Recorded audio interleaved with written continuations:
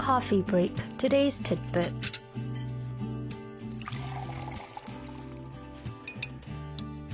All right, it's time for our weekdays coffee break. Today's tidbit. Joining us in the studio, apparently someone going after my job, according to Bruce. Angela, hello to you. Hi, SJ. Are you gonna get rid of me? No, I can't. Okay, you're a huge asset to our team. We can't do You that. said that in a very AI voice. You're a huge asset to our team. Angela gave me a very cultured tidbit today. I didn't know who Chet Baker was. Yeah. I don't know who Chet Baker was. And she gave me, she's like, oh, you don't know who Chet Baker was. Well, I I'm don't know not Chet Baker. surprised. I know who Frank Sinatra is. You're not cultured. Who's Chet Baker? Is he like new jazz singer? No. Like he's old? Yeah. Like older than Frank Sinatra? No. Because I like Frank Sinatra. I know he's New Yorker. Michael Bublé. I mean, you will have heard his song. I mean, it's just you probably heard it without knowing it's Chet Baker. You know who's my favorite jazz artist? No. Chuck Mangione. You know who Chuck Mangione is? No. So uncultured. so uncultured. Look up Chuck Man. If you listen to, that's another one of those. If you listen to the song, you'll know. Yeah. Chuck Mangione. That's my favorite jazz singer. I don't even know if he's considered jazz. Anyways, random stuff today. What are we going to be talking about today? Today's question. Does the U.S. have university festivals? Yes. Oh, they do? At the end of the year, like May. So we call it Mayfest. Well, where I went to Syracuse, it was called Mayfest. Okay. And then... like all universities have them? I would say most, yeah. So like we had like Ye before he went crazy. Oh. Who else was there? Beyonce came. Jay-Z came. Seriously? Yeah. We had some big names because Syracuse is a private school. There's big money there. So yeah, we have festivals. Okay. But not like Korea style though. Yeah. Where there's like many artists coming in. Yeah. So they do have festivals, but today we're going to be talking about university festivals in South Korea because they also happen in May and they're like a really big thing. Like they're a big, unique part of Korea's, university culture. So I wanted to talk about that. University festivals, they don't have a name in the U.S. though, do they? No, every school has a different name. So like again, Syracuse was Mayfest, and I don't know other schools because I didn't go to any of them. But is there like a name here in Korea? Okay, so like university festivals do have a name for their festival each, but they're often known as 대동제 or just school festivals. Okay. Yeah. Is that like initial for something? 대동제? Yeah. No. Always. Yeah, and some festivals are actually so famous that students want to go to a specific university just because of the festival. Yeah. But let's talk about Taedong again. This is the first time I'm hearing Taedongje as really? yeah. What does that mean though? Well, there's a bit of history behind the name. Like the very first university festival in Korea took place back in 1956 at a school called Chineung University. Can you guess where that university is? Yes, I can. Because it's on the script. Yes, I can. Yes, it is. Yes, it's now known as Gyeonggi University, but it was in the 1980s that the term 대동제 caught on. And why in the 80s? Well, the decade itself is kind of a hint. Can you guess? I mean, like, you're talking about, like, protests and stuff? Yeah. Oh, really? Yeah. So, 대동 means, like, great unity. One. Oh. Yeah. And during that decade, campuses were, as you mentioned, deeply political, often tied to the democratization movement. That's what it means, Taedong? Yes. And so the term symbolized a spirit of togetherness and harmony, especially when different student factions tried to unite. And, so like in those early days, you'd see links to the school festivals would have links to folk traditions and many activist causes. But by the 1990s, as pop culture became dominant and student movements faded, the tone of the festivals kind of shifted and they became less political and more entertainment focused as we see them today. Yeah, I mean, it's kind of like in the U.S. too, like in the 70s when they had all those rock fests. It was very politically motivated, right? All those hippie fests were actually about peace and, anti-war. No more war, man. No more war, dude.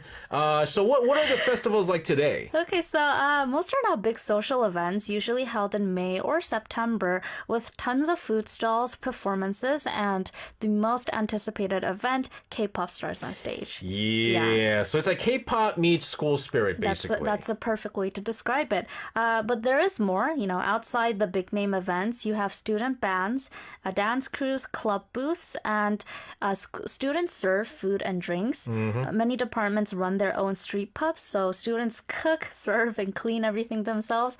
And, sometimes there are some incidents with the food because of that, but mostly it's just fun and yeah. Yeah, but this is not just about food and stuff like that. There's so Yes. much other things that happen at the festival. Yeah, as I mentioned, many clubs take this chance to show off what they do. So comic clubs, for instance, sell booklets. Film clubs hold screenings or, actually show films they made themselves. There are even booths offering tarot card readings or nail art. So, imagine just a basic festival, but students are doing everything. You ever watch the movie Revenge of the Nerds? No. Oh, so uncultured. Revenge of the Nerds is a very old movie, but they had stuff like this where they have like booths and stuff like that. Yes. Like in the US, sometimes they have like kissing booths Yeah, yeah. or like, other fun games There's and things a like film that. called The Kissing Booth. Oh, So oh man, she got back at me real quick on that one. That was a boomerang move there. Nice. Yes, you'll also see small concerts with indie bands, and as our producer is mentioning right now, in the past, like school students would actually sing with the K-pop stars that came to the school, so it was Yeah. a big event. So here's the thing, though. When you think about festivals, is it only for the students? No, that's a common misunderstanding. Most Yeah. university festivals are open to the public as well, though some specific events may be restricted to students, and but I think they were more restricted after the pandemic. I mean, I can't imagine them having the festival during the pandemic, right? Oh, they didn't.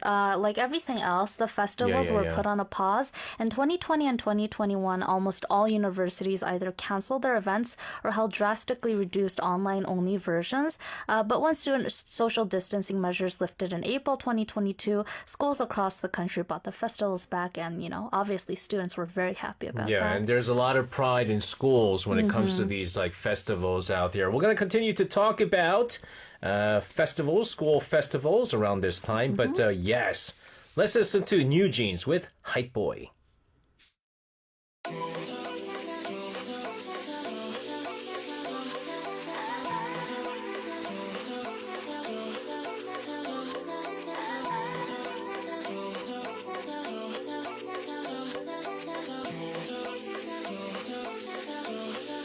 One, two, three, four. Baby, got me looking so crazy. 빠져버리는 daydream. Got me feeling you. 나도 말해줄래.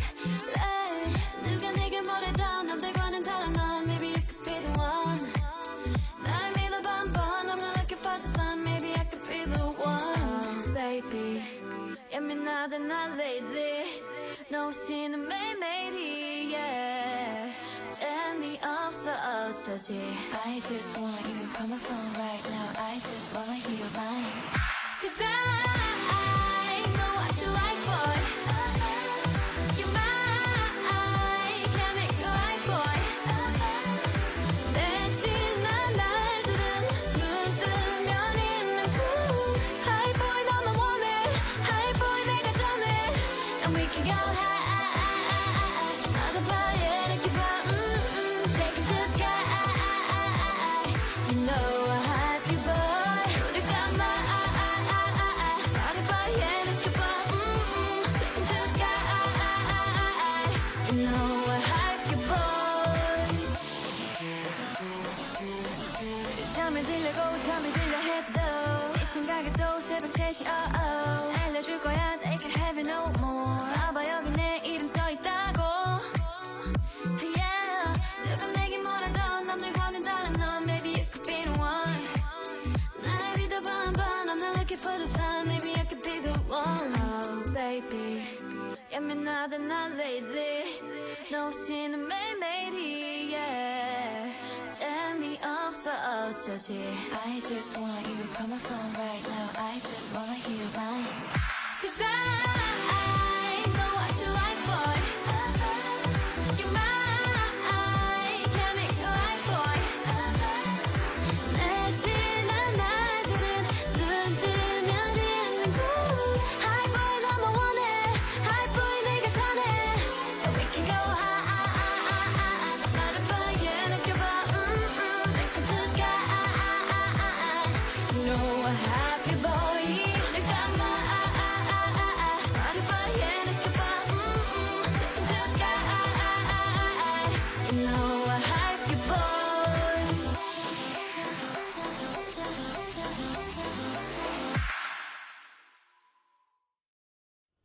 Hype Boy, New Jeans. Why'd you choose New Jeans Hype Boy? Oh, they're like one of the most famous. They were one of the most famous groups to be called yes. to school festivals, and their performance at Yonsei University really went viral. Yeah, I remember about that. Like they were Yeah. talking about this like crazy. Yeah. It got to the point because I know they went to like multiple concerts, festivals. Yes. But other schools got real jelly because of how viral the Yonsei one got. Yes. Again, there's a lot of pride in this. And speaking of which, again, some festivals are really, really famous. Let's talk about ones that top the list. So we just mentioned it. Actually, two festivals really stand out: Yonsei University's Akaraka and Korea University's Ipsilenti.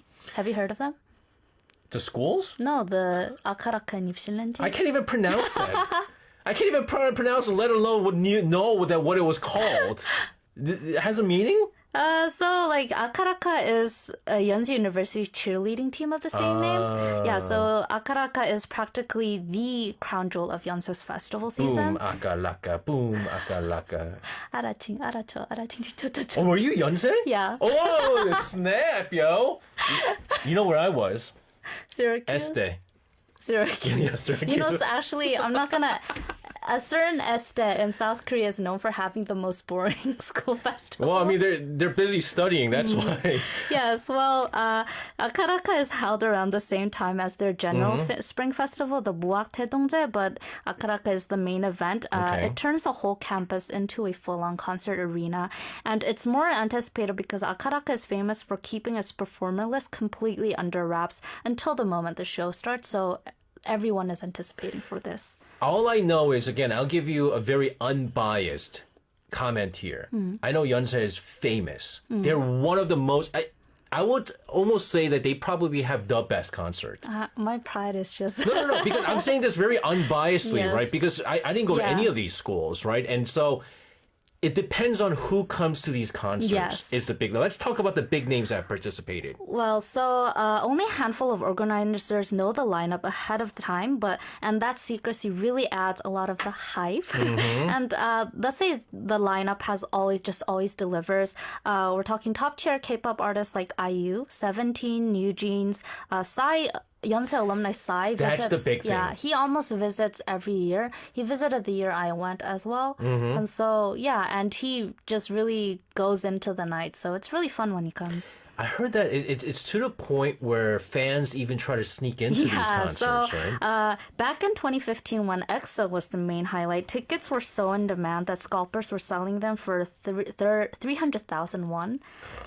Some fans even climbed the mountain behind the venue to sneak a peek at the stars, and but these days they do have a better crowd control and designated zones for enrolled students. Yes. So what's the vibe like compared to maybe some of the other, I don't want to call it regular festivals. So I think Akaraka or Ipsilenti is famous because it's like a mass rally meets a concert. The big event really is thousands of students in unison cheering, singing the school Oh, yeah. songs. Yeah, or 응원가, we talked about it briefly before. It's just really school spirit. And so even though it's technically part of the campus festival season, it feels like the celebration of identity and pride of the university.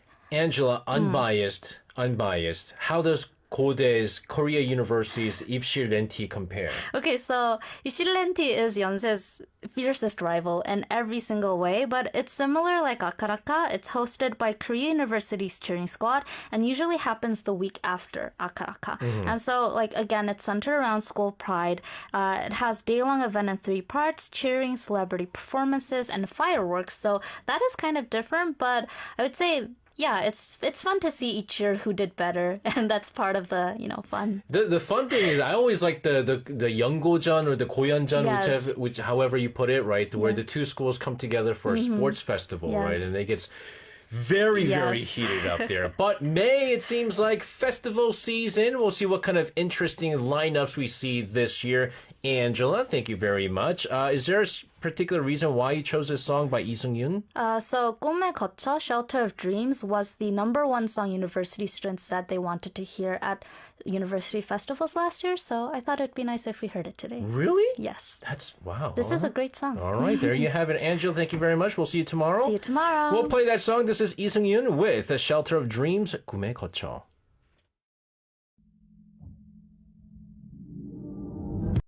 You do math. Yes. So we had to count. I didn't know how many members were in Triple S. neither. I was thinking Triple S, there might be 3 people. Yeah, that was what I was thinking as well. Three S's. Yeah. And maybe all their names start with S or something Yeah. like that, right? 24 members. That last song was 187 seconds long.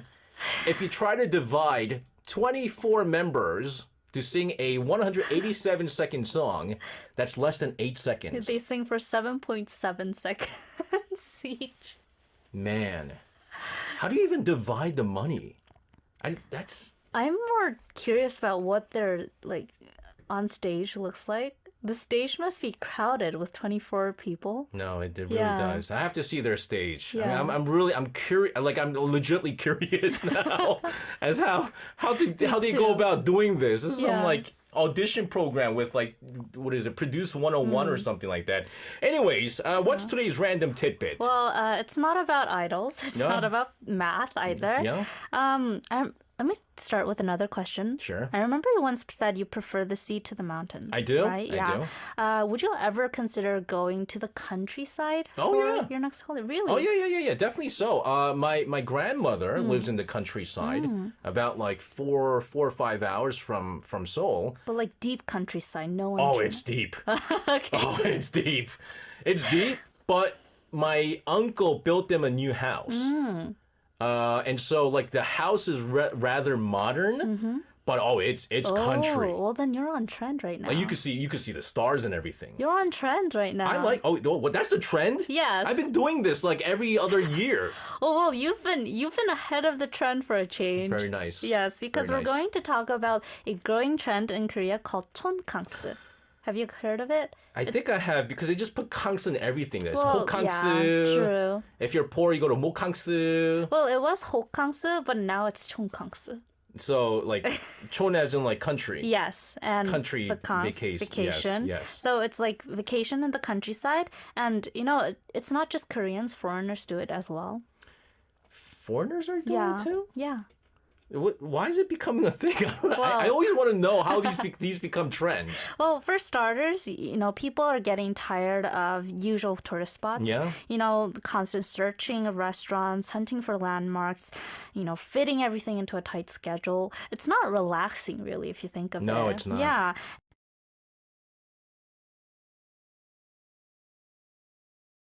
Peaceful, though, doesn't it? It does, and oddly enough, we were talking about like terrible noises that frogs Yeah. can make and stuff like cricket sounds sometimes can sound very peaceful Yeah. if they do it in small numbers. So, I actually like the sound of bugs. It's not so bad if it's. I mean, I don't like mosquito sounds, but Yeah, I was about to say, I was like, I don't like really? mosquito sounds. But when there isn't any other sound, it's just like bugs. You can hear like Yeah. ground. It's Yeah. very peaceful. I And, do. Yeah, and I would love to try tonggangsu. And it's a trend when celebrities are doing it as well. Oh yeah. There's in fact a web series spin-off called 핑계곡강 촌캉스. Oh my goodness, It's it's not even like chonkas, it's gangchon. Yeah, it's like that means like really, really deep countryside. Deep into the countryside. Yeah, well, that's starting on May 24th, starring Yujaseok, 이동욱, 이상희, and 남창희. If anyone is interested, they can watch that. But the point is, it's a trend. But it's May right now. Yes. It's a bit early for vacation Yeah, season. true. But because 촌캉스 has gotten so popular, these spots are getting booked months in advance. And that's why I thought we should talk about it now. So our listeners, if they're interested, they can get ahead of the curve. I mean, that's man. Now I feel bad that my grandma's old house is gone because she had like the legit. Those like paper doors where you can make holes and stuff like that, see what people inside the room are doing. Like those kind of like real country towns, but it's gone now. Well, that's why I said you're on trend because 촌캉스 isn't really, it can be about staying in the old houses, but it can also be about staying in modern houses, modern places, just in the countryside. Oh, it's definitely surrounded by country. Like there's nothing there. You have to like drive out to get some food, like legit food out there. I mean, maybe that's not so unusual in the US or someplace, but in Korea it can be very hard to find. Yeah, it definitely is. I find it just very, very unique. So I wonder though what people do when they go to the countryside? Well, nothing. Yeah, that's the point. Like you buy your groceries ahead of time, get to the house you have booked, and you're just kind of locking yourself in. You grill dinner with the groceries you have, you soak your feet in a nearby creek if there's one, just talk for hours with friends under the stars. It's really about going back, finding simplicity, company, nature, rest. And this is really good with kids. Oh yeah, definitely. Especially like city kids, we're not used to having like a back. Like my grandmother's house, it's a very humble house, but at least there's like a backyard, and she has like a little plot of land where she like grows cabbage and stuff like this. Yeah. And my kid saw this for the first time, and he was like, "Oh my goodness, I could run around like crazy." Yeah. And there's like a second floor where like an attic. He's like, "Oh my goodness, this is my room." Well, that sounds so fun, actually. Right, for kids, because they Yeah. never experienced anything like this in the city, right? So Yeah. this is really good stuff out there. But here's the thing. Why now? I mean, we talked about celebrities doing it in all these Yeah. TV shows, but why are young people doing this? Because young people are not supposed to like this. Well, do you remember when we talked about 할매년? Oh my goodness. Yes. So, we've talked about it a few times now, but it's like neutral. It's retro, but reimagined for today. And, these old countryside houses look like something out of your grandmother's past, as you mentioned, but with upgraded bathrooms, cozy beds. So you can get the aesthetic. That's the thing. You can get the aesthetic without the actual inconvenience of living there full time without, proper sewage or something. And it's nostalgic for people who have never actually lived that experience. So as your child, he's never experienced that, but he really likes it. And, people, younger generations, like to experience something that they've never had. I don't want my son to ever experience the bathrooms of the old country houses. Those are some terrible, terrible But places. I think it's okay to experience once as long as you have a modern a modern bathroom next to it. It's good for your, I don't know. When I was my kid's age, there was no modern bathroom at that house. So we had to use whatever bathroom was there. It is not a pleasant bathroom, by the way. But I mean, I want to ask this, though. Safety is another thing, right? Is it safe? Throwback, though. Yeah, of course. One guest said it felt like visiting her grandmother's house, even though she never had a grandmother. And so, it's about idealized memories, comfort, escape. In a world full of digital noise and content overload, this kind of analog simplicity feels fresh. And it is a nice contrast to their Yes. daily hustle. That's the big thing, right? The busy city life that we have. Definitely. And, you're going away from the city, but not exactly from internet. You know how social media is a big role? Yes. So, everything has to be worth posting on social media these days. And so people bring vintage cameras, wear matching t-shirts or, these old outfits grandmothers wear to take videos there. And so, it's becoming a creative trend of its own as well. I remember back in college, I used to visit my grandparents' house when they had the old house, and there's no internet. And back then, smartphones weren't really around. And so you literally had nothing. You had nothing, but it was relaxing. It was like detox, digital detox was what it was. So it's good stuff there. We'll continue to talk about this trend we're seeing, 총캉스, going to the countrysides for your vacation. But first, let's take a listen to a song here from Paul Kim with Need a Break, 휴가. Kind of relaxing. Yeah, definitely. I like to go to the sea, right? I said I prefer the sea because I like the sound of the ocean, and for some reason looking at the waters just gives me peace and stuff, like serenity. But it's a different kind of sound, it's a different kind of atmosphere, and you're just you could do a lot of work. There's no distractions. Would you be able to work there? I don't know. I feel like I just fall asleep. Well, it depends. Work as in do some work. Yeah. Or actually live there and work there, because I wouldn't be able to do that. No, Week is max. If you could work remotely. If I could do Arirang radio. Yeah, Zoom. sure. I Why would not? definitely be able to do that, but only for about a week. Why not? Because everything else, there's nothing else I could do there. I would die of boredom. It's just good for a week. I could do it for 2 weeks. Okay, Yeah. we'll do you 2 weeks, but Yeah. maybe 2 weeks maximum for myself, but not a month here. But let's talk about how all of this works, right? Well, for example, last year, Ko Hoong-gun reported that foreigners from Portugal, Brazil, Spain, and Taiwan came all the way to experience workation and 총캉스 there. And, as I mentioned earlier, it's mostly rest while being able to access stable Wi-Fi for Yeah. the work. But visitors there, they can go to like a famous ceramic museum there, meet resident ceramic artists, try, ceramic pottery. So it's for foreigners, it's a mix of workation, visiting the Korean countryside, but also being able to access Korean culture as well. And they're just really nice people in the countryside. They're just simple people. Well, I guess that is sometimes true. I mean, actually, you know what? It depends. Yeah, it depends, really. Because bunch of my mom's cousins dogged at me for being Korean American. So, Yeah. maybe it was just because it was like relatives. But I have to ask you this, right? I mean, it's cool that they're bringing in money to the economy where it's hard to. But like, how do locals feel about this? Well, for older generations, it can seem strange. One young woman said her parents who live in the countryside were confused why she traveled to a rural Airbnb when their house is basically in the countryside. And, for young travels, it's a novelty, but like these places, they have a double side.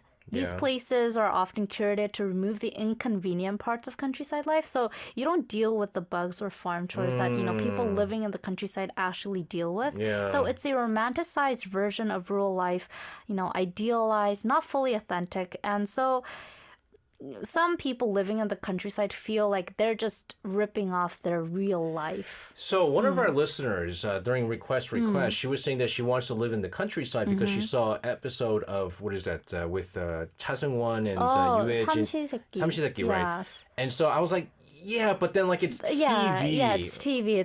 That's not how real life No, is, it really right? isn't. There's not a whole lot of things that you can really do in these rural areas if you really go to the countryside. But when everything is given to you, are you really experiencing the real country life, right? But that said, for city dwellers, overwhelmed by modern life, it can still be very healing. I think that's the big thing. Yes. Don't expect what you see on TV, what like Yoo Jae-suk comes out with. Like, don't expect that stuff. But if you want digital detox, if you want to get away from the busy life of city life, it's a great place to be for a week. Just for a week. All right, Angela, thank you very much for your random tidbit here. We'll see you again tomorrow. See you tomorrow. All right, we talked about how you can see stars and stuff like that if you go to the countryside. This is 여행 sketch with 별이 진다네. Stars have fallen.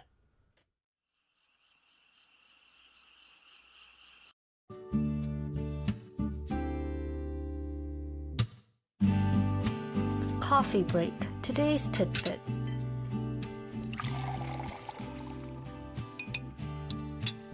All right, it's time for our weekdays coffee break. Today's tidbit with our assistant extraordinaire, Angela, joining us in the studio. Angela, hello to you. Hi, SJ. Good to see you again.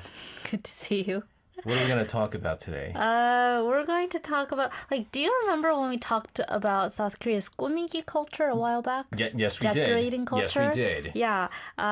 So it's like about customizing stuff. Decorating. Yes. There's one thing we didn't cover back then. Oh, jeez. So hold on, time out. We had daku, Yes. diary 꾸미기. Yes. 백구, Bag. bag 꾸미기, 얼구, 얼굴 꾸미기. It's just makeup, so no. 해꾸?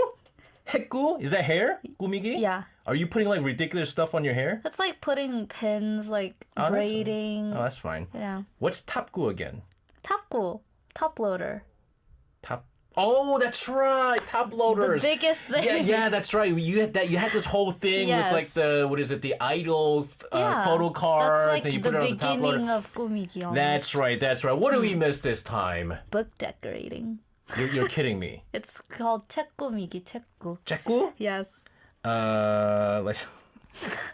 Let's talk about 책구. Actually, we're not going to talk about 꾸미기. What? So book decorating is actually just one piece of a much bigger phenomenon that I want to discuss today. Okay. So these days, the MZ generation is reshaping Korea's entire publishing scene. Okay. And one of the most fascinating trends coming out of that shift is the 필사열풍. 열풍, or the handwriting craze. 필사열풍. Yes, so handwriting it's like craze? transcribing books. Just writing. Yeah, like copying down quotes from the books. What? You've never tried this? No? You've never tried writing down? No, I did. Yeah. When I was in middle school. Yeah, exactly. When I was in middle school, the punishment that we were given in my math class, I still remember it, Mr. Braun. He would make us write, it was called, what is it, glossaries? No, we had to write basically all the math terms and its meanings. That was our punishment. Well, okay. Like, we had to do that. Yeah. But other than So- just random quotes, So so 필사 means transcribing memorable lines or entire passages from a book into your own notebook. okay. And it's not punishment. It's a hobby. Okay. So Yes. so I could go. Let's say I'll take a book, right? I'll take a book. Yeah. And I'll say, Mr. Potter. So like let's say like Harry Potter, right? Harry Potter. I take a book from a Harry Potter book. Yes. And then the line, I can't remember a famous line from Harry Potter. I'm sorry. It's, Mr. Potter, you got your spell wrong, and then you write that down. Yeah, sure, if you wanted to. That's what it is. Yeah, that's basically it. So, How did that become a thing? Does anybody do this? I mean, well, I have done it before. Like I would read a book of poetry, and write down my favorite poems. Okay. Yeah. And what does that do? What does that make you feel? I mean, it's just a way to, really get in the words on the page, just really feel it. Remember it, and it's also good for memorizing if you want to memorize your favorite poem or a really good line you read in a book. Yeah, so like it's a full-blown moment and like a full-blown thing in South Korea. As always, it's a big thing on social media as well. The hashtag 필사스타gram in South Korea has over 120,000 posts, and like people aren't just copying words, they're sharing how they do it as well. So their handwriting styles is obviously a very big thing of 필사 or transcribing. Layouts, it's also big, like making it look good. So favorite pens, which notebooks to use, that's also all part of this trend. Yeah. I like it because of one reason. Like, I still don't understand this trend a bit, but what I like is the fact that these days people don't write. Yes, There's not a lot of exactly. handwriting, so Yeah. people do a lot of the typing. Yeah, Right? And so exactly. people's handwritings are no longer pretty, yeah. like it used to be. Yeah. Right? I have a very pretty handwriting. I used to. Yeah. My cursive is amazing. Oh, in English. Yeah, English. Oh, not in Korean. My Korean writing is terrible. Maybe you should try 필사 to get better Korean handwriting. I might. Oh, this reminds me, actually, that Pensun says she used to do a lot of 필사 with Bible. Yeah, a lot of people actually do that. I did that when I was a kid, Yeah. too. Thou shalt not commit adultery. That's the line from the Bible. I couldn't think of any other line from the Bible. It's been a long time. So that totally caught me off guard. It's been a very long time since I last went to church. But again, I like the fact Yes. that people are writing again. Yeah, and the publishing industry is also taking note of it. So there are now over 200 필사 related books on the market, ranging from classics to 100-day 필사 challenges. Ooh. Yeah, so some books combine 필사 with vocabulary building to boost literacy as well. So, it's, as I mentioned at the beginning, it's partly aesthetic, but it's also very educational as well. And you mentioned it, like one reason this trend is so popular is that a lot of like millennials and Gen Zs feel their literacy skills, especially vocabulary and comprehension skills, aren't what they used to be because of, a lot of short form content, constant scrolling on social media, and, because of this, longer text feels harder to digest, but this hobby helps them read books and, practice their handwriting. Some people have really bad handwritings. Yeah. But some people have very pretty writing. There was a random, video I saw, like a feed I saw on the internet, is like this person's, I think, Instagram is just writing things. Like she has an amazing handwriting. Yeah. And I love that. I Yeah. love this. So we talk about all of this and how this has become a trend. I wonder if anybody does this as well and if it's only a Korea thing. But reading anything longer than a tweet, right? We talked about nowadays, like the attention span is also Yes. very short for many of the young people out there. It does feel like work these days. It can be because Yeah. not people don't even read like newspapers these days. They like watch car news. Like it's just like images of news even. So like Pirsa is kind of a way to slow down and reconnect with words, with language. And, writing something out by hand and not typing it helps people internalize the sentences with structure. This is what, as I mentioned earlier. And, they can think about word choice and, really absorb the meaning, which is why I like to do Pirsa. So it's kind of like return to analog in a digital world. We're going back. We talked about like neutro and stuff like that. Exactly. Now we're going back in time now. Yes, exactly. So it's like it's a form of handwritten meditation, if you want to call it that. And you're unplugging from your phone, you're writing slowly, you're spending intentional time with the text. So it's very mindful, I think. Faz says, think of it like this, SJ. It's like a Manchester United fan taking a quote out of Sir Alex Ferguson's autobiography and writing it or pasting it onto a personal book cover. Oh, yeah, I don't understand that fully, but if that helps you understand what it is. I understand. And it can be therapeutic because again, I like quotes. I'm a big fan of quotes. Oh yeah. Like not much poetry, but I like quotes. Some Pirsa books are entirely just quotes. Oh, this is good. And so again, therapeutic. Yeah, that's the idea. And it's spilling over into offline spaces as well. There are classes for this at independent bookstores. There are even meetups like a social media room that just has people who are interested in this and they meet up at public libraries or cafes to do this together. That's an actual big shift from like the digital reading apps or like the ebooks like you mentioned last time. Yeah, right? exactly. So the publishing world is flipping. So books aren't just to be read now. They're to be interacted with, customized, written down. And Pirsa is becoming a new way for people to express their identity as well. What would you write? A day without laughter. A day without laughter. Is a day wasted. Like you would write quotes then. Yes. Okay. I forgot who said that. It might have been E.E. Cummings or it was Charlie Chaplin. It was one of the two. I forgot who it was. But I would write quotes. Yeah, so that's the whole point. Like whether you're transcribing quotes from literature or, famous people, philosophy, poetry, it's just reflecting your personal taste. And that's what's called text hip. Remember when we called Buddhism hip? Buddhism hip? Yeah, we talked about it, right? Yeah. We were talking about how hip that was. Oh my goodness. Text hip. Now it's text hip. Yes. Another thing I have to learn now. So like it's like aesthetic reading. Like even if you're not reading a book cover to cover, the way you interact with books becomes part of your image. And posting a photo of your Pirsa notebook or your stylized bookshot at a cafe table, it's cultural currency now. All right, interesting stuff here. Yes. Guys, I'm learning new things all the time. I got to keep up with this new generation here. All right, let's take a short song break here. Well, perfect song for exactly what we talked about. This is Boa with Copy and Paste.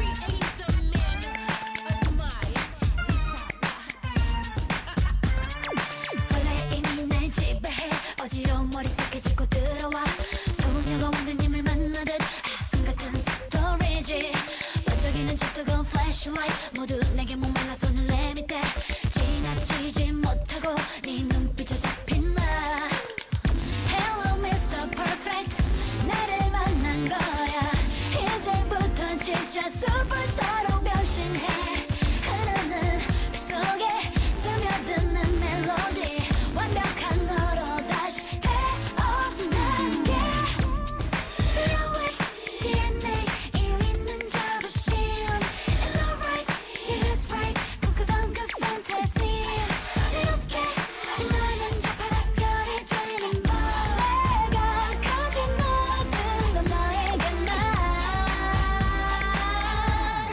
copy and paste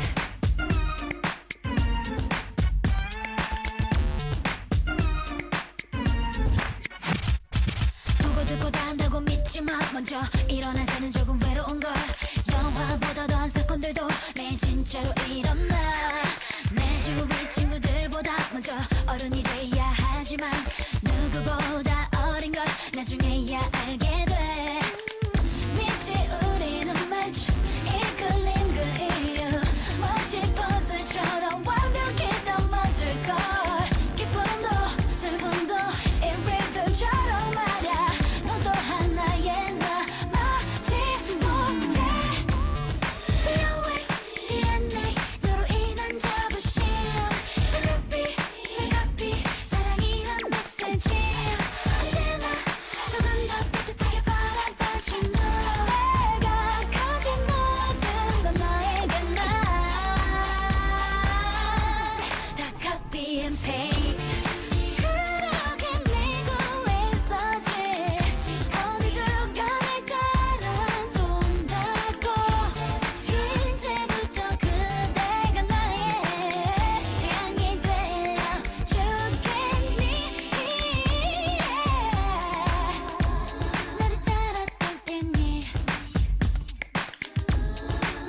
맞춰주겠니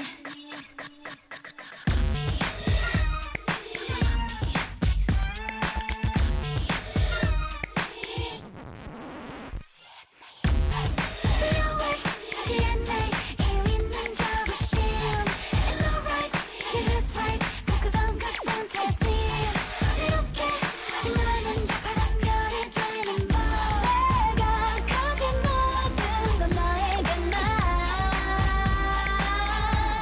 다 copy and paste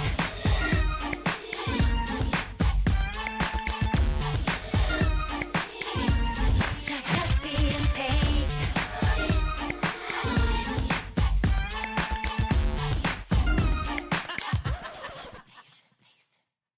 That was Boa with copy and paste. And as Angela and I were chatting away, we did our little pilku? 필사. Pilsa. I have my handwriting. If our producer could. It's really bright, though. Yeah. If our producer could zoom in on my handwriting here. Who do I show? Here? Here, there's this camera here. I have both my English cursive and also Korean. He's going to zoom in. I think he's going to try to zoom in here. Can you see it? Boom, boom, boom, boom, boom, boom, boom, boom, boom. Oh, there it is. Look at that. My English cursive, a day without laughter is a day wasted. 웃음 없는 하루는 낭비된 하루다. And who said that? Oh, it was Charlie Chaplin. Yeah. I don't know why E.E. Cummings came out of nowhere. Yes. All right, we could zoom out now just in case my face is going to be zoomed in the whole time. Pirsa is what we're talking about here. It's a handwriting trend that's taken over Korea's book scene, but what else should we know? Well, the 필사 trend has another fascinating angle. It's actually driving book sales. So, in fact, as I mentioned earlier, some 필사 books have become bestseller themselves. Ooh, you mean like books that are meant to be copied? Yes. So, like, there's this particular author, and, like, he's authored tons of 필사-style books for different audiences, like kids, adults, parents. And what's really interesting about this person is he never formally studied writing. He just loved it. And so he practiced by transcribing famous authors' works. You know, he even memorized the dictionary. And now he runs the 필사 community with hundreds of members, and his books have even sold over 1.2 million copies in South Korea. I mean, So it's a thing, yes. you know how some people make money is remarkable. This is really so. People aren't just copying text for fun. Like it's a serious form of self-improvement. Yes, definitely. For many millennials and Gen Zs, 필사 is a way to gain confidence in their language skills, you know, disconnect from digital overload, and even reflect on their own values. So it's becoming a form of self-exploration as well. My pirsa today, I'm not gaining any self-confidence. I'm not getting any confidence right now. Napen Soon said, did I write Korean with my left hand?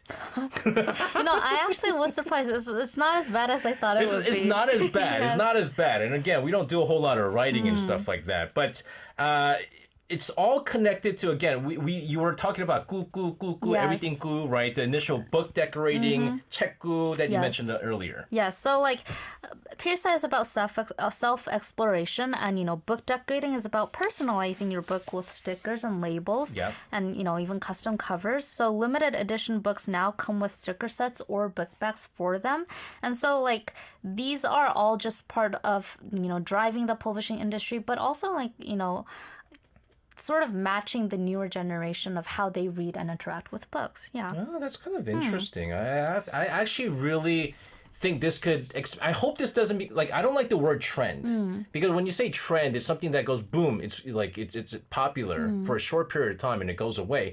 We're just not doing. This is a very, very good way to not only start writing again, because Yeah. again, people are not writing, but you're learning a lot by copying things Exactly. that you're reading, right? We don't Exactly. do a lot of reading as well. That's the other thing we're not doing a lot of. So you reading. can write and read at the same time. Yeah. But it does have some downsides. What is it? So like I think I've mentioned this before, but because of this, books are becoming like just aesthetically pleasing without really having any content worth reading.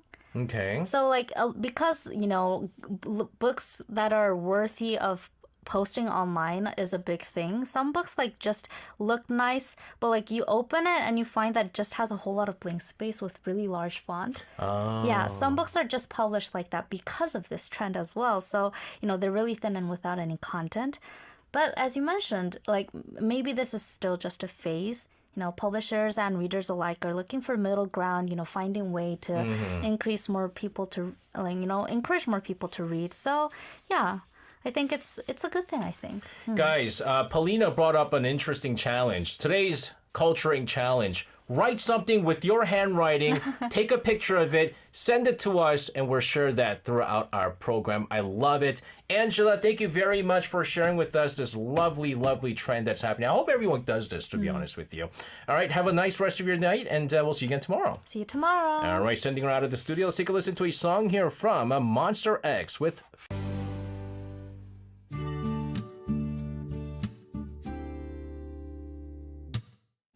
Coffee break. Today's tidbit.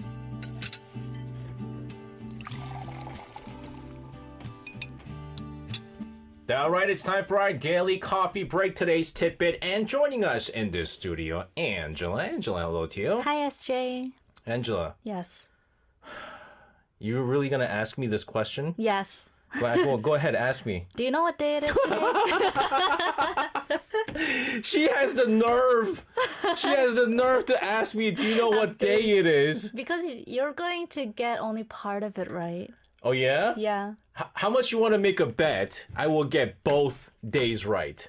Do you want to bet a bottle of wine? No. That I lost to you? I mean, you know because script is it's there. on the script. That's not a fair bet. I know, but honestly, to be honest with you, Yes. I didn't really know the second part. Right. I'll be fair. I can't lie. Yeah, so today is Teacher's Day. She even wrote it. She even wrote the answer. Teacher's Day. Because I knew you were going to talk about Yes. it in the opening. Yeah. Yeah, it's May 15th is widely known as Teacher's Day in Korea, but it's also Sejongdaeong or King Sejong the Great's birthday as well. That is awesome. Yeah, I bet you didn't know that. Well, actually, I saw in the calendar today, this morning, as I was checking it. But it slipped my mind. I wouldn't go, hey, if someone asked me, hey, when's King Sejong's birthday? I'm not going to go, it's May 15th. I'll be honest with you, I would not have known. Well, now you can. Yes. Yes. And so I'll read what you wrote. Really? I didn't know. Yeah. Yes. And you're not alone. Good. In fact, a recent survey showed that 7 out of 10 people didn't know that May 15th was King Sejong's birthday or even how it's connected to Teacher's Day. Oh my goodness. Okay, so again, another new tidbit here Yes. it's connected? Yes, it is connected. What's the connection? So to talk about King Sejong's birthday, we actually have to go back to the origins of Teacher's Day. Teacher's Day began in 1958 in South Korea at a girls' high school in South Chungcheongdo province. Students were caring for their ill teacher, and the gesture slowly grew into a nationwide movement. And by 1965, it was formalized, and they picked May 15th, King Sejong's birthday, because he symbolized wisdom and ideal leadership. So the 2 days overlapping is not a coincidence. Yo, speak of wisdom. I mean, for them to actually choose that Yeah. date as Teacher's Day, that's a lot of I wisdom. didn't know here. that either, but I thought it was really cool. No, it really is. So it's like honoring the ultimate teacher of the nation. Really. Exactly. And to make that connection clear, the government officially designated May 15th as a national commemorative day just last year to celebrate both Sejong's legacy and his birthday. So this year is the first year that South Korea is officially commemorating King Sejong's birthday. So when we talk about King Sejong, the first thing that pops up is he created Hangul. Yes. Right? But there's also a lot of things that he's done. He was a big, I don't want to use the word fan, but he was very big, and he always expressed the importance of science. Exactly. As well. So there's a Yes. lot more that he did just other than just creating Hangul. Yeah, he did a lot. People often think of Hangul as his greatest invention, but his influence touches every corner of Korean society. He improved, as you mentioned, science, but also agriculture, people's welfare, and even women's rights. Oh, women's rights Yep. back then. Yep. That's very advanced for the Joseon Yeah. dynasty. So what he did was he introduced maternity leave for female government slaves called 관노비, expanding it from just 7 days to 130 days. Yeah, in 1430. Maternity leave? Yeah. Wow. And and get this, by 1434, even their husbands got 30 days of leave. So that's really progressive for the Joseon era, and I think, for every era, really. No, it's Yeah. very, very progressive. I mean, we're talking about the 1400s, right? Yep. To be thinking about stuff like this. And that's just one example. In 1430, he conducted a massive national public opinion survey.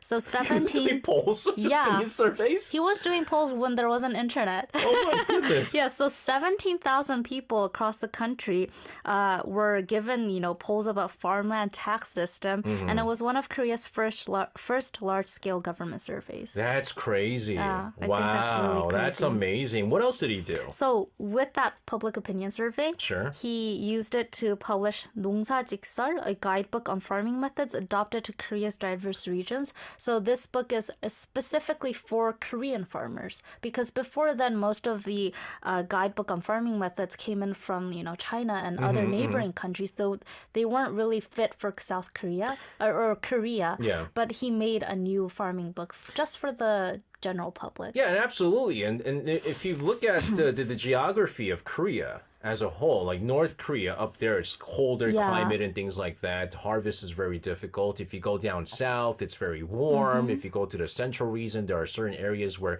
like you go to the Icheon, there's a reason why Icheon's perfect for like rice and things like that. Yes. And so instead of saying like, hey, this is how you farm properly, you're going, each individual region, you have to do it a certain way, and maybe like certain agriculture is fit for this region. That is, wow, at that, in 1400s. Yeah. What else did we do? So I really like this one. To support scholars, King Sejong even created something called 사가 독서, which was basically paid reading leave. So like he basically told told workers, take a few months off to just read and study. Don't do anything else. Just read and study. Would you like that, No, SJ? I just will come to work. Really? Yeah. I would kill to have such a vacation. I mean, for, you know what? You're getting paid to just read. Yeah. I would love that. I guess that's good. But that's cool though. Yes, Because you're basically going, because I mean, he stressed the importance of learning. exactly. Which is why, I mean, you have to go back to why he created Hangul in the first place, right? The Hanja, the Chinese letters were so Yes. complicated that only people who are able to get proper education were able to read and write and stuff like that. And so he said, well, I'm going to make a simpler system where everybody can read, Right, which means yes. that if you're able to read, everybody can study Yep. too. And so, I mean, which is why he's The greatest king. teacher. Yes. The greatest teacher. Oh, this is amazing. Before we continue on and go further into King Sejong the Great, we're going to take a short song break here.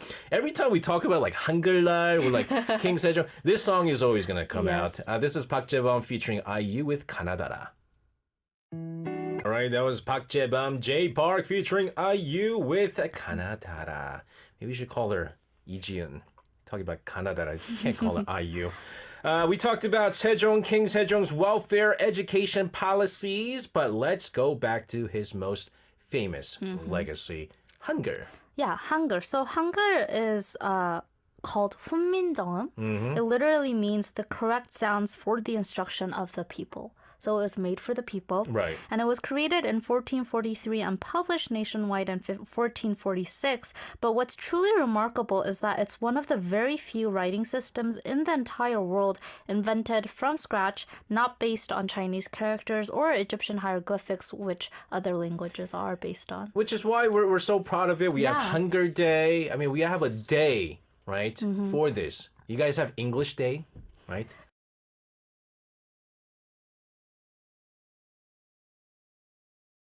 No, you don't. We have Hangul Day. Yeah, We're because very we proud. know exactly when it was made and when it was, published nationwide. Mm-hmm. And in fact, in a recent poll, Koreans ranked Hangul as the greatest invention with a known creator, which I think it's true. Mm-hmm. But it's pretty rare because since most languages or scripts evolve over time anonymously. Yeah, it is true. That's the difficulty you think about like languages, right? Like you talk about like the oldest known language, you talk about like Sanskrit and stuff Yeah. like that, and then like how many languages evolved from that and stuff like that. But yeah, I mean, this is cool. Yeah, and even the modern day keyboard on phones really show how Hangul was really ahead of its time and, really scientific and brilliant. Okay, so tell us how. So, have you heard of the Chunjin keyboard? So it's Yes. a keyboard not used so much these days. No, but- that's the problem, right? Let me tell you why this is a problem, ladies and gentlemen. I think this is ageism. or era is. I don't know what to call this. I used to use Chunjin, right? And I was like texting and I was using Chunjin keyboard and then someone's like, oh my gosh, you're so old. How can you still use Chunjin keyboard? And so I changed it. Oh, you changed it. So like if you ever see like typos recently from me, it's because I've switched to from QWERTY. Yeah, so that's why. Okay, I used to well, use Chunjin. yeah, but the Chunjin Japan or Chunjin keyboard is, really brilliant because its layout is invented in Korea to type Hangul efficiently using just a few keys. Chunjiin means heaven, earth, and human, and symbolizes, the fundamental shapes of Hangul, a vertical line, a horizontal line, and a dot, respectively. So it's considered one of the smartest mobile input methods ever created, and it's based off of Hangul, the original Hangul that King Sejong invented, hundreds of years ago. And yet when you use it, people make fun of you. Well, because it's not used so much these days, but you can't argue that it's still brilliant. So you can even say that the tech behind typing Korean is not only genius, but we can thank King Sejong for this. Yeah, and he's such a big figure in lives of Koreans. You can even see him. If you ever go to Gwanghwamun Square, you can see a King Sejong statue right in front of Gyeongbokgung Palace, behind the statue of Lee Sun-shin, another great figure in South Korean history. Yeah, absolutely, absolutely. Can you guess also where else you can find him? Money, money, money, money, Yes, money. exactly. King Sejong is also on the 10,000 won bill. His face and legacy and some of his inventions like the Honcheon이 or celestial globe and our military Yes. clock are literally woven into the bill and daily life if you see it that way. Like it's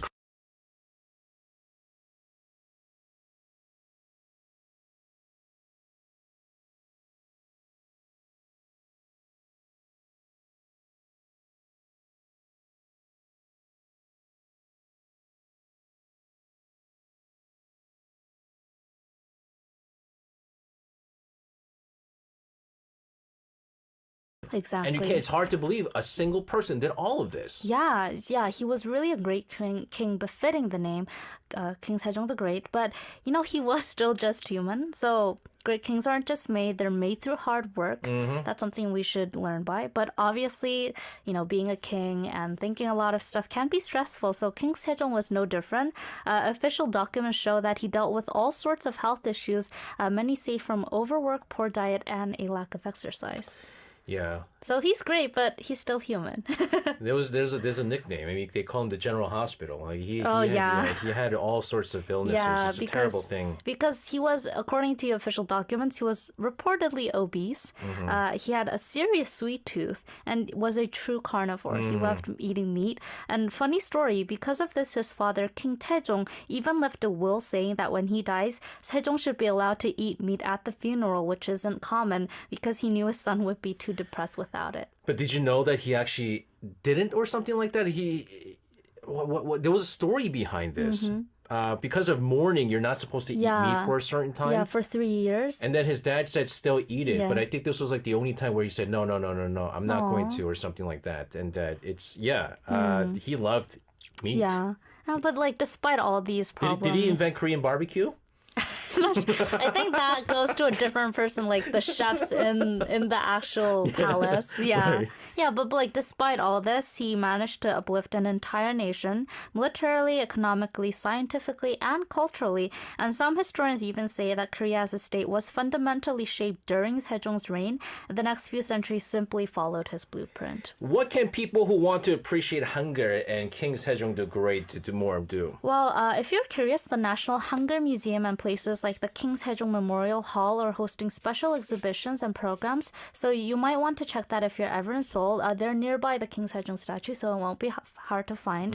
And it's easy to visit, so when you come to Korea, take a photo in front of the King Sejong statue. That's right. Now, Yeah. in our previous season, on the other show, we had one of our guests, right? Was it Generation Z or something? Yeah. I forgot to say. He went there. Yes. That was pretty cool. All right, Angela, thank you very much. This was very informative, not so random. So there's this Korean movie about Baduk. Yeah, and it's recently become a box office hit here in Korea. And it also got a release on OTT streaming platforms. Have you heard of it? I've heard of it because they were PRing this pretty hard. Oh, yeah. Yeah, there was pretty big names that were coming out in this Yes. particular movie, right? Yes. It's a movie. So it was actually a coincidence that Yeah. really? Yeah, I didn't know you were going to talk about Paduk in the opening. And then, So you're never reading the scripts that are coming in? no, like I wrote this before. Oh, that's right. Yeah. That's right. She's a Power J. She does everything ahead of time. Yeah, so the film I was talking about is called The Match, Okay. or 승부 in Korean, which means like the match. No, I was thinking something else, sorry. Yes, the movie opened in theaters on March 26th, and as of late April, it pulled in over 2 million viewers, making it the second most watched Korean film of 2025 so far. And it was just released on a streaming platform on May 8th. Okay, so this is an interesting one because you might say Paduk, right? It's like the slowest game Yeah. ever. And Like, what's exciting? well, yeah, what's about- exciting about this? No, but it gets pretty intense here. Let's talk about what this movie is about. So this movie is intense. It's not slow. It's a biographical drama based on the true story of two legendary Korean Paduk players named Cho Hoon-hyun and Lee Chang-ho. The movie is set in the early 1990s when the master-student duo dominated the professional Paduk scene in South Korea. And Cho is played by Lee Byung-hun, a very famous and great actor in South Korea. Cho is already a national hero after becoming Korea's first world champion in Paduk, and he takes in Lee Chang-ho, a quiet prodigy, as his disciple. But as the students' skills grow, they eventually face off in a highly anticipated match that flips expectations. Yeah, so because this movie was such a smash hit, Yes. they actually found actual pictures of this battle. Yeah. And it's kind of like, because what is it? Lee Chang-ho, he's young. Yes. He's a young kid, right? And then, his teachers, right? His teacher, Jo Eun-hyun, he's like smoking a cigarette in Yeah. front of him and everything. He smokes like a couple of packs while Yeah. he's like playing Paduk. That's his thing. I understand it was like back in the days, but come on. Can't be doing that in front of a kid here. There's actually a documentary about the real life match. Yeah. I read about it. I read about this battle, so I know what this is all about. But was the film well received? then? Yes, so the film's box office success is notable because the film had a rather rocky ride to release. Yeah. Yeah, because Lee Chang-ho is played by Yoo Ah-in, and he was involved in a drug scandal which delayed the movie's release by almost 2 years. But despite earlier controversies, the movie gained strong word of mouth, and with its OTT release, it's expected to do even better, especially in Asia, where Paduk is still a major cultural game. Yeah, so again, we talked about cancel culture yesterday with Jerry. Okay, and so he served his time, but you can't take away the fact, number one, Lee Byung-hun, in my opinion, one of the best actors in all of Korea. Yoo Ah-in, again, another great, talented actor. You put them together, this is going to be a masterpiece, right? But for our listeners overseas, Yes. what is Paduk? I believe Paduk, the English term is called Go, Yes, right? so it's Go, commonly known in the West, Ego in Japanese, and it has different names. But it's considered the oldest board game still played, and Paduk requires strategic thinking, pattern recognition, and long-term planning. And so it's basically played by two players taking turns placing black and white stones on a 19 by 19 grid, and the goal is to control more territory than your opponent. Have you ever played it before? I tried to learn it in college because there was a like an anime Yeah. based on Go Yeah. called Go, Yeah. and I tried to learn it, but it's difficult. Yeah, so the rules itself are simple. Yeah. But it takes decades to really master it. yeah. So I mean, I played Omok instead, which is like basically Everyone ends up doing that. 5 in a row. That's what you're Yeah. supposed to do. So this is kind of like Korean chess, but not really. Yeah, not really. Yeah. Like, unlike chess, which has defined pieces and movements, Paduk is more abstract.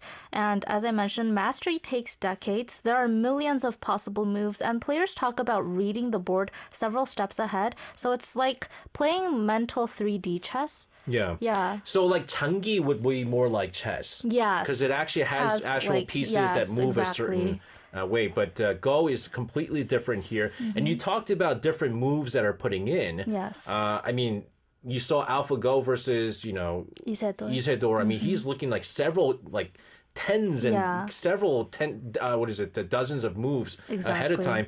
But how popular is it in Korea these days, though? So Baduk had its ups and downs. The game goes way back like to ancient Goryeo period, but for a long time it was considered something older people played at home or a game that kids with short attention span were trained to Yeah, play. Yeah. But the turning point for younger audience was definitely Isedore, as you mentioned, because of AlphaGo. Back in 2016, Isedore, one of Korea's best Baduk players, played a 5-game match against the AI system AlphaGo, and he won one of those games. And it became very iconic because it showed human creativity still had a place against AI. No one was able to beat AlphaGo. Yes. I mean, he won once, and that was that one match where they call it 신의 한수, right? Yes, They exactly. were like, why do you do that? And it turned out later on why. It's Yeah. just incredible here. But this, again, if you know how to play it, my dad absolutely loves watching it. I'm just like, why are you getting excited for? What's going on here? Yeah. I don't understand it, but we'll talk more about this. But first, since we talked about Baduk and how there's black and white pieces, here's Dreamcatcher with Black or White.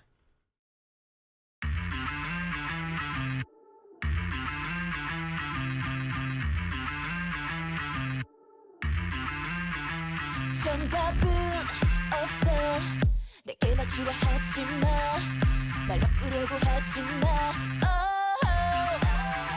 모든 걸 너는 다 이미 알고 있는 듯 웃음을 꾹 참고서 내 대답을 기다리고 있어 보기 중에 답이 없다면 나는 고르지 못해 Oh no, oh no 아마 너의 머릿속에선 끝이 난 시나리오 Black or white, black or white 그 무엇도 아냐 난 네가 원하는 그 대답은 내게 없어 Black or white, black or white 말해주지 않아 난 네가 정해놓은 그 대답은 내게 없어 I'm gonna 섞어버릴래 okay 이게 너의 질문에 대답 그냥 다른 거 틀린 거는 아니여 이미 서로 싸우겠지 어느 편인지 그 사이 보이지도 않은 걸로 걸어가겠어 또 조여오는 심리 끝없는 시기 새로움을 보정하고 문제라고 칭해 결국 풀리겠지 돌연변이로 보기 중에 답이 없다면 나는 고르지 못해 Oh no, oh no 아마 너의 머릿속에선 끝이 난 시나리오 Black or white, black or white 그 무엇도 아냐 난 네가 원하는 그 대답은 내게 없어 Black or white, black or white 말해주지 않아 난 네가 정해놓은 그 대답은 내게 없어 많은 생각을 등 뒤에 숨긴 너의 가면 위에 더욱 깊어져만 가는 딜레마 No way, no way, no way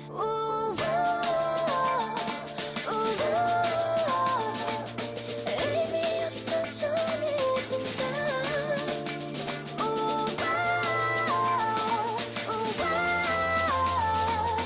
그건 누구도 몰라 Black or white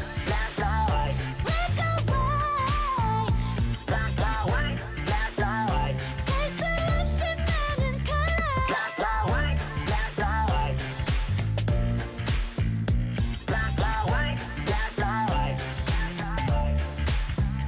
Black or white, black or white 그 무엇도 아냐 난 네가 원하는 그 대답은 내게 없어 Black or white, black or white 말해주지 않아 난 네가 정해놓은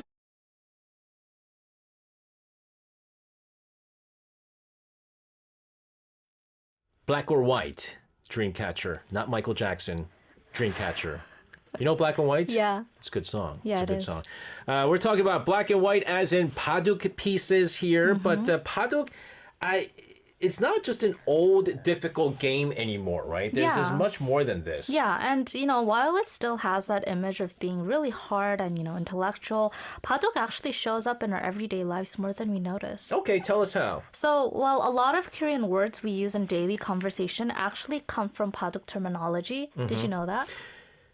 Yes and no. Okay. Because, okay, go ahead. So, 승부수 literally means winning move. It is used when talking about a decisive or bold choice in Baduk. So that comes from Baduk. I think this is more popular. 미생, Yes. meaning unfinished life, comes from a Baduk term too. It refers to a group of stones that aren't dead or alive yet. So, for our listeners out there, our program picture, right, with three people, Yeah. me and the pretty little SJ and pretty old SJ. That idea actually came from the drama 미생. Yes. And so when we're having meetings, I was telling our producer, I was like, well, but what's 미생? And he's like, oh, it's actually a terminology in Yeah. Baduk. And I was like, You haven't watched 미생? no. Oh, then that's why you don't know. Yeah, but they were saying, like, since you don't work, you're not an office worker, you won't understand what like, goes on. No, but like 미생 is It's good drama. it's used in the drama to Oh, explain. okay. Yeah, so it's 미생 is the title of a famous Korean drama about office life. And the main character Changgure used to be a Baduk player before entering corporate life. The show uses these Baduk metaphors throughout to highlight office politics and decision making. Yeah, so it's a great example of how deeply the game's language and philosophy are embedded in Korean culture. Again, Baduk does show up in Korean media quite often, but considering, again, such a difficult game, such an Yeah. old game, why do you think it pops up so Well, much? I think it's partly because Baduk, is a great metaphor for life, strategy, and conflict. And we've been talking about how it's a slow game, but every move in the game has weight. And that makes a great tool for storytelling, especially when characters are dealing with power struggles, inner dilemmas, or long-term rivalries. So it's a big part of Korean culture. then. Yeah, it's so embedded in Korean culture. People get the metaphors without difficulty and without even actually noticing it. And I think it also explains why movies like The Match can do so well, even with such a niche subject. Is there any other shows? Like I talked about Go, but that's a Japanese anime. But is there any shows or movies besides like Miseng or that talks about or uses Baduk in this Yeah, way? so you've probably heard about this. Another great example is the film The Divine Move or 신의 한수. And that was the term that was used so often when Yeah. Isedore beat AlphaGo. Yeah, They called it exactly. 신의 한수, right? Because 신의 한수 is also a Baduk term. This movie is more of a noir action movie where Baduk is both the theme and the battleground. The main character seeks revenge after a rigged Baduk match leads to its brother's death. And so while it's heavily fictional and stylized, it's still based around the logic and spirit of the game. Guys, look at how serious they are. Yeah. The brother's death. Yeah. Brother died because of a rigged Of Baduk. Because of a Baduk game. Yeah. Man, I mean, come on now. This is pretty intense, Yeah, right? and even in shows where Baduk isn't the focus, like Sungbu or 신의 한수, it sometimes pops up as a motive. For example, in the drama The Glory, you've watched that? No, I didn't. Okay, so in The Glory, Baduk becomes a symbolic and strategic element in the revenge plot as Moon Dong-won, played by Song Ye-kyo, says she likes the game because it's essentially taking away your opponent's house. Yeah, so it's a great metaphor. And so even if you don't play the game, you can feel the tension the game itself brings. John over in DC says this whole topic is making me think about Reply 1988. That's right. Park Bo-gum. yes. Park That Bo-gum also- played. He was actually based on Isedore. Yes. The image and stuff like that. I mean, he doesn't look like Isedore, obviously, but Yeah. that kind of image, his persona Yes. was based on Isedore. So I was actually thinking the same thing there, Yeah. John. But again, we talk about the popularity of Baduk here in Korea, but again, it's the popularity spreads to other Asian countries. Exactly. And, with the match now on streaming platforms, a global audience is getting exposed to Baduk more. And plus, Baduk is already quite popular in other Asian countries like Japan, Taiwan, and China. So the movie has a built-in cultural resonance outside of South Korea as well. I remember how popular Baduk was in Asia. They actually made this into an Asian game competition, Yes, right? exactly. So, tidbit of information, Baduk was an official game that was played in the Asian Games in 2010 and 2022. And this is, I mean, it was pretty intense. Yeah. There was a lot of people, like how there's like rivalry with like, Korea and like the countries and stuff like Yeah. that. When it got to Baduk, it's very intense. very intense. Yes. Especially like Korea-China rivalry is some next level stuff there. Yeah, and so we talk about Baduk as a whole and the competitive nature, but it's coming back again. I mean, what it feels like we've forgotten about how popular Baduk is. It kind of inches back into Korea once again. Yeah, and I think it really is trending because like Isedor is now on a on another show called The Devil's Plan. That's right. Yeah, and it's getting a lot of exposure these days. For instance, the opening was about Baduk by coincidence. So yeah, it's inching its way back into our lives. Because I think it reflects how modern people approach life, relationships, change, a lot of whole thing. Yeah. And in the fast-paced digital world we live in, there's something refreshing about a game that forces you to slow down and just think. My dad keeps telling me to get my son to go to like a Baduk academy or something like that. A lot of adults say that. I was like, stop it. Anyways, good stuff here. I'm going to still try to learn Baduk. I still don't fully understand. Until then, I'm going to have to start playing. I have to keep playing Omok. Angela, thank you very much for all your tidbits throughout the week. Have a fantastic weekend. We'll see you again on Monday. See you next week. All right, we talked about Baduk. And, of course, this is Hungjin of Day 6 with Check Pattern.